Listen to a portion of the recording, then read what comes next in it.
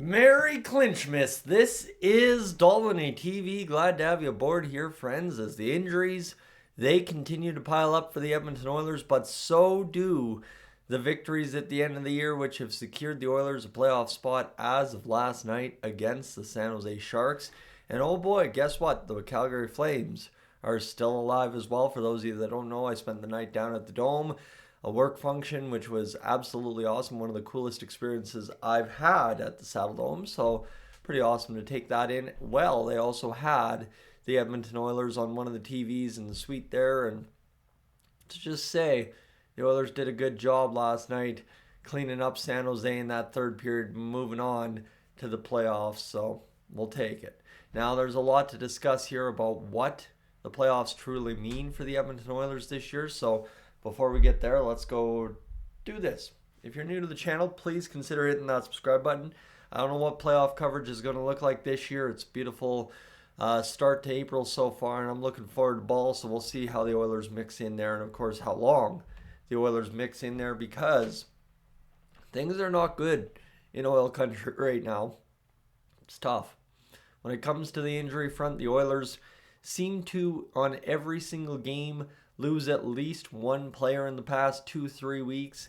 And yeah, they return shortly thereafter, or a couple games thereafter, and now all of a sudden you just lose someone else. So with Matthias Ekholm and Zach Hyman going down last night, and of course you got as well the situation where they've recalled Cam Dineen and Derek Ryan. There's pretty much nobody left to play on the Condors for this Edmonton Oilers team. I mean, the next injury should recall James Hamlin, if I'm not mistaken, but I think we should be able to escape the next 3 games without any more major injuries. That would be absolutely awesome.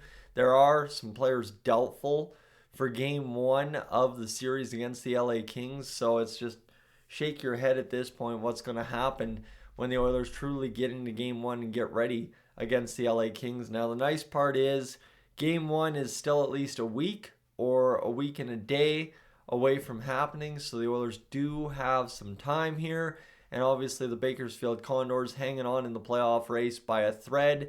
I would say the goal is, rather than get a couple guys games at the NHL level, considering we've also probably used some call-ups here post-trade deadline, I would say try and make the Bakersfield Condors hit the playoffs. Let them have, well, this team that's down there in Bakersfield is just as banged up, if not more. They might hang around for a game or two down there in the AHL playoffs, and then they'll be done, and we'll get our Black Aces squad up here ready to rock and roll for what will be a great playoff run if the Oilers maintain health once everybody returns. It's kind of been that's been the hardest part of this whole season so far in the 2025 portion. It started, earlier with Zach Hyman, but then, really kicked into high gear with Matthias Ekholm, and it's just been a disaster ever since.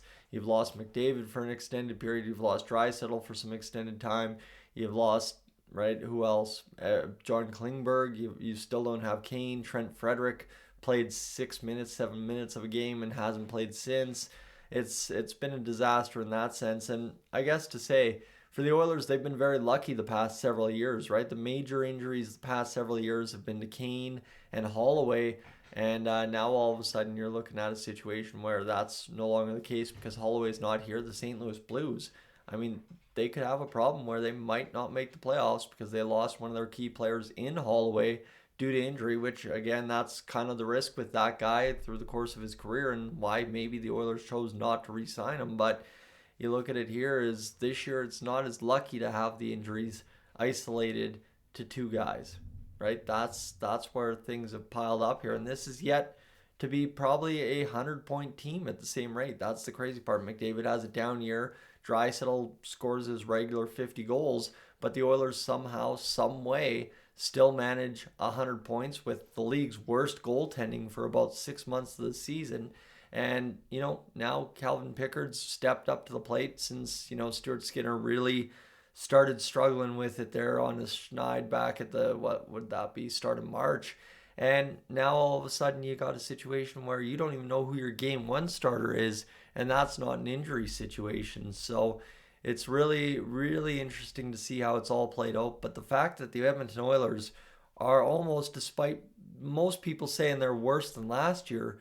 They're almost just as good, despite everything I've just talked about. Right? I mean, if you talk about this Oilers team having a fully healthy Kane at the start of the year, not likely, but we don't, right? That's a difference maker. You don't get as pushed around and out hit early in the year as you did.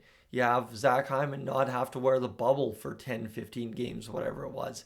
Now all of a sudden he's scoring, 35, 40 instead of 25, 30, whatever the final number will be. And then you got situations where you've lost some guys to sickness, right? You reduce even a man game each there, and suddenly things look a little bit different, right? So it is crazy to me that we have complained about this team all year, and I will probably continue to complain about this team because quite simply it's a little disheartening what this team has been at times this year with the expectations that came out of last year. You make some major changes in the offseason, like basically the Oilers played NHL franchise mode in the video game there by EA Sports, and basically came up with similar results, even though they got older, slower, whatever you want to say, and had worse goaltending than last year by some metrics. And they still deservedly so finished top three in the Pacific Division, despite I'd love to see the man games counter on this team because it's probably more than a full season of at least the regular guys. Plus, you lost Evander Kane for 82 games. So we're talking, you probably lost not close to 200, but I'd say 180, 185 man games at this point. And of course, you lose some guys for the next 3 games. You even lose 3 guys. That's going to pile up another 9. And you might be over that 200 mark. So that is crazy to see what the Oilers have been able to do at times this year. And obviously, this whole clinch miss thing really comes down to the Connor McDavid legacy where he couldn't bear to see his team, suffer anymore. He comes in maybe not 100%, probably 95, 96, and comes in maybe 97 and comes in and has a 3-assist game and then follows it up on clinch miss day with a 4-assist game. So pretty spectacular there to have Connor around and obviously doing what he's doing. And you look at some of the guys that scored goals last night to get this job done. I mean, Emberson, Bouchard, you got in there as well. Connor Brown's sealing it with the empty netter. But you can't forget about Mr. Old Man himself, Corey Perry, with the clinch miss goal to send us on to the promised land. So, friends, thanks for being aboard here today. Like I said, playoff coverage to be determined. We'll see what happens here. I definitely know just with kind of how things are working out there in the field right now, staying up till 11 o'clock at night doing what we normally do, I don't think that's possible this year, but we'll see what the tails hold. We'll see what happens. Friends, thanks for being aboard. I am up on out of here.